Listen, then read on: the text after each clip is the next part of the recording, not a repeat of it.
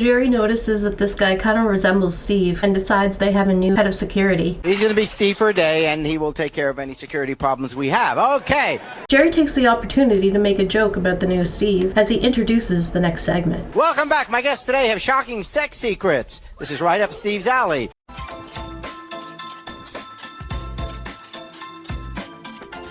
This couple has been engaged for 6 years, which leads Jerry to ask the obvious question. Why has it taken you so long to get married? 6 years is a long engagement. The guy explains that they're not financially ready for it right now and that they have 2 girls together. The lady's over here looking like she's ready to say something. He has a pretty calm demeanor when he's talking to Jerry, but watch what happens when she interrupts him. We've been through thick and thin. Yes. Okay? 6 years is a long time. I'm talking! Get out! Excuse me. He seems to have a short fuse, but that doesn't stop her from walking over and continuing the argument. It seems as if he's trying to be respectful to Jerry, but doesn't care to give her much respect. Financially, little 3-hour-a-week job. Jerry asks a question that he's asked multiple times to many couples if she loves him. She says, I love him, but I mean, he acts like a little child. She's right, we did see him act like a little child, and he was so quick to snap at her. This lady takes a dig at Jerry when she explains that the people she seeks out as clients for her business are similar to Jerry. I target the guys, like I said, sort of like you, older white guys who nobody's giving any action to. As the crowd laughs and Jerry walks away with his head down, we have Richard, the sound guy, indicating that those might be fighting words. Well, she explains that she just knows who to target. Jerry says, well, maybe that could change. Well, maybe that could change. So this guy doesn't like who his niece is dating, and they both live with this guy. So he decides that if he lets the boyfriend's friend move in, that maybe it'll break the couple up if his niece were to be interested in the friend. Well, it did, Jerry. So now she's sleeping with this other guy. Yes, sir. Yes, sir. He explains to Jerry how he knows his plan worked. He says there are 3 things that are true to you in life. You hound dog if you feed him every day in your eyes and ears, and my eyes and ears don't lie, Jerry, and they screw it. It seems as if Jerry has a hound dog of his own. Well, it's the same thing with my hound dog, I'll tell you that. This lady here is pregnant with twins and says she trades favors with men for cash. But you're getting money and you're putting your kids in jeopardy. She thinks Jerry's talking about her other children. It's not like I take my kids out with me. I mean, my kids are safe. 2 of them are with you. Well, yeah, but yeah. I don't think they want any company. What are you doing? She answers the question by comparing herself to Jerry. I'm not like you. I don't have some limousine taking me to back and forth to work and do my hair. I've never been the mayor of Cincinnati to have somebody take me. I'm not rich like you. I don't have somebody waiting on me and ooh and ah because I'm Jerry Springer. How did I become part of this show? When the lady's mother comes out, she wonders why she's dressed this way. And Jerry says, Well, I don't know. This is what she wore here. This guy calls himself Psychic Lover. He tells women that their boyfriends are cheating on them so that they'll cheat on their boyfriends with him. Watch how he introduces himself to Jerry. Hey, nice to see you, guy. What? Oh, you gotta Jerry asks him what he does, and he might already know the answer to that question. Through divine intervention with the stars. Yeah. And the moon. Yeah. And the planets. And drugs. The stars! What? Give me the answers. When Psychic Lover tells Jerry that women come to him when they have problems, Jerry says, They must have I solved their problems. Jerry throws a curveball at Psychic Lover when he tells him something that he wasn't predicting. I've been told by my producers that you have a fiance. Yes, I do. Does she know about your healing tactics? Jerry, I didn't predict this right now, but hold 1 second. Well, she's backstage. I think she knows now. Here she is, Lakeisha. His fiance comes out and informs everyone that Psychic Lover is a daytime plumber. This lady wants her boyfriend to get a better job to help support the family, but in the meantime, she's been seeing someone else. Otherwise, I'm leaving you for Joe. Who's Joe? The boyfriend suspects that she's more than just friends with Joe. Supposed to be a friend, but I think her and Joe cahooting or whatever. They're cahooting. All right, fess up. Are you cahooting? I'm cahooting. They're cahooting. We meet Joe, who's twice as tall as the boyfriend. Let's meet the cahooter. Here's Joe.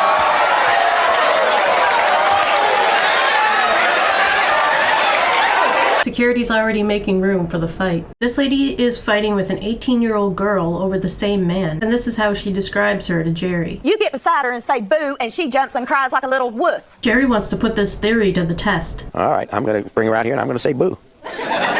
Here she is. Here's Cindy. She comes out with a grin on her face and her arms crossed, so she could be a little timid. Listen, Billy's my man. Boo. We'll go home with me.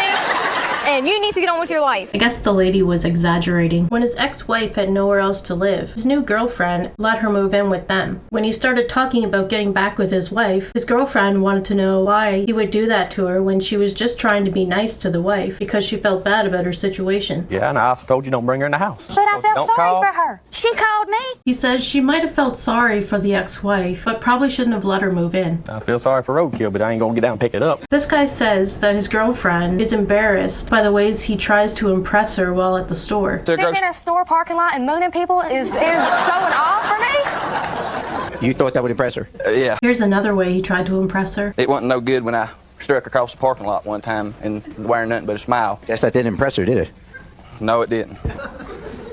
Didn't do it at all. These two got married at a young age, and now she's leaving him for his brother. She tries to ask him why he felt the need to keep their relationship a secret from his parents. When trying to explain to her that it was because they were so young, he gets frustrated with all the interruptions and snaps at Jerry. You wouldn't even tell me you were going to get married to me. Why wouldn't you tell you? That's the part I don't understand. That Why wouldn't you hurts say me. that you married When her? the interruption stops, I can finish. Can I tell you what I want to say? Tell me now. Look, I told you. She says part of the problem is that he cares too much what other people think about him, to which he says, If I cared about what everyone else thought you think, I'd have dropped everything and flew up here to get made a jackass of under the scrutinizing eye of the American public. I flew up here to talk to you. This lady is about to find out that her engagement is being called off because her fiancé is in love with someone else. This is her reaction to the news. So you've been cheating on me? Yes. What the As she continues to shove him, he runs to the audience to avoid her rage.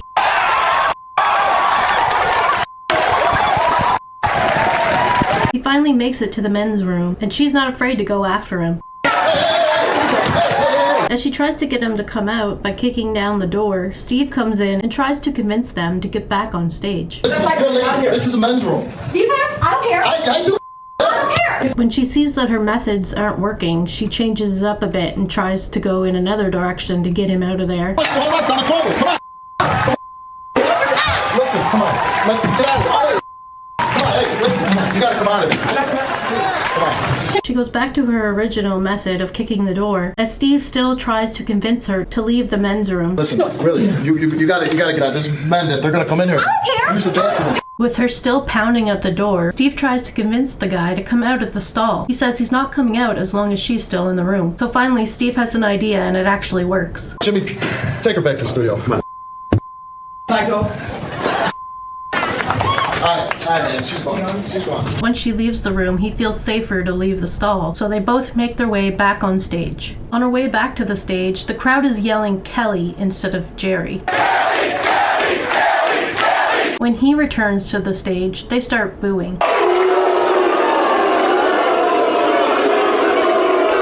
Anytime you need to go to the bathroom, just raise your hand.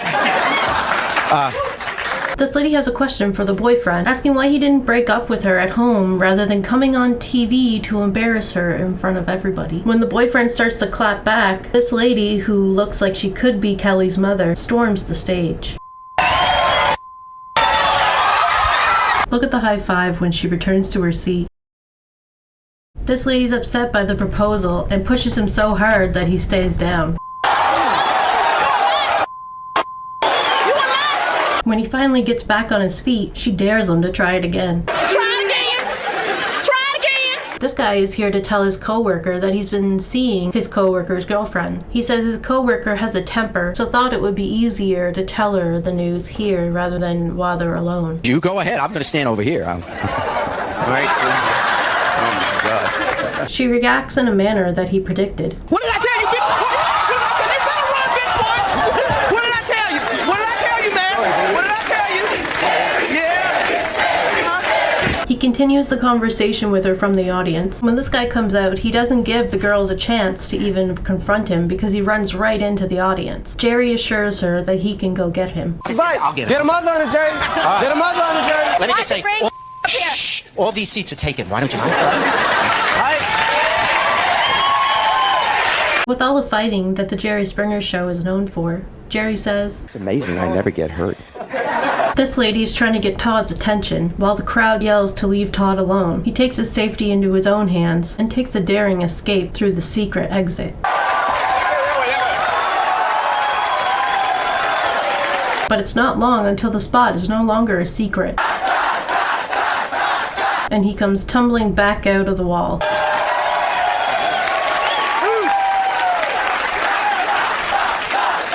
Heartbroken by being rejected, Jerry assures this guest that there are other men out there that she can meet. Can you find somebody new? I mean, there's some... There you go. Steve already has one in mind. How about Todd?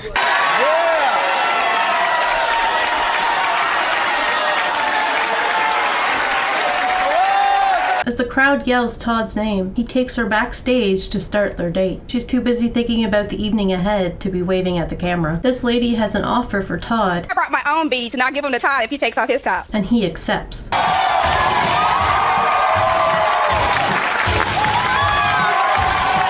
But he also has an offer of his own. Now I have some beats for you if you take off your top. Yeah! She declines Todd's offer. When people in the audience ask questions that might be insightful or helpful to the people on stage, the crowd reacts with a "Go to Oprah" chant. After this lady asks her question and the Oprah chant is over, Todd changes it up by yelling, "Take off shirt! She teases the crowd by standing up and then sitting down again, before standing up and actually doing it. It turns out the lady in pink beside her is her mother, and she's not too impressed by her daughter's actions. You're her mother? My daughter, and she's doing bad. Yeah. Todd wants to see if he can get away with this one.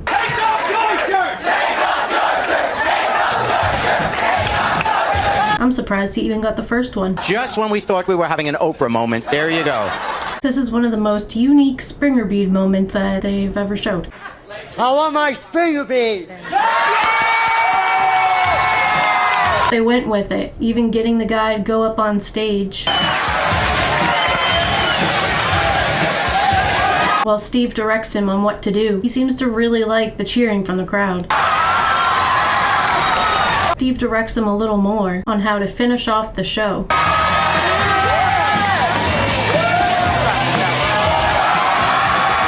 He finally earns the beads and heads back to his seat. Today, he made his own dreams come true. This guy makes a comment that one of the guests on the show resembles an actor in Scary Movie 2. This comment is for the guy that looks like Doofy from Scary Movie 2. That character is actually based on David Arquette's character in Scream. This guy definitely resembles David Arquette, not so much Doofy. This guy makes a comment knowingly poking the bear. This is for Cowboy Bill right there. I can't believe you're with this woman. The way you look and the way you sound, you're like Miss Piggy on steroids gone awry. When the cowboy jumps up and reacts, this guy has more than just Steve protecting him.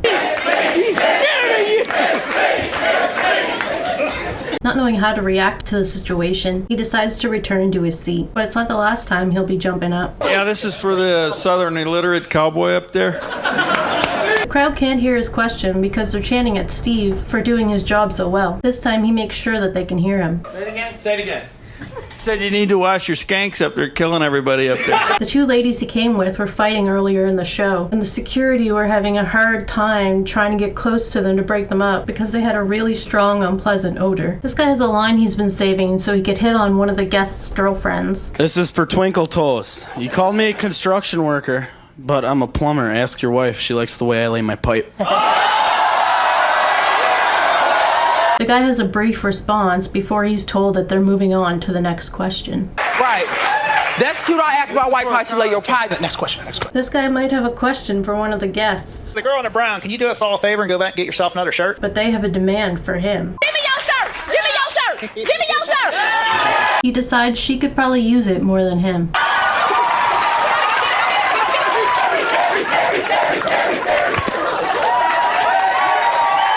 As she's putting on the shirt, Steve helps her with the microphone, while Jerry thinks of what he's going to say. Oh, you're going to want that shirt back. This girl's question leads to Jerry and Steve switching places. I was just wondering if we could get Joe's wig over there on Steve, and then you really have a twin. Joe thinks for a moment, and then just goes for it. Steve seems to be enjoying his new hairdo. The transformation is complete when Steve is holding the microphone and a card. Now Jerry, starts asking more questions from the audience. While Steve asks the question, the crowd cheers for Jerry to be Steve. Jerry be Steve! Jerry be Steve! up. So Jerry goes up on the stage and sits in Steve's chair. Oh, do you own your own trailer or do you rent?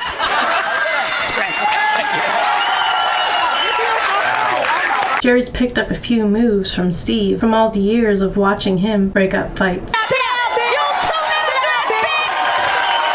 Jerry finally trades in the blazer for a shirt, making the transformation from Jerry into Steve complete. When the guests get up and start fighting again, Jerry, pretending to be Steve, does what he thinks Steve would do during these moments. Security's really getting slow. It's this guy's birthday. I want to thank all these morons up on the stage for giving me a great 58th birthday.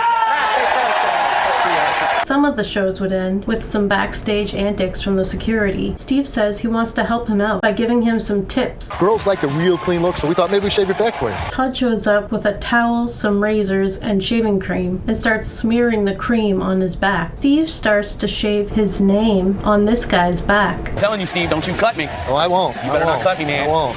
It's not as easy spelling Steve as I thought it would be. Then uses the razor to try to shave some of Todd's face. Here, clean that one for me. Steve gets a new razor from Todd and continues the journey.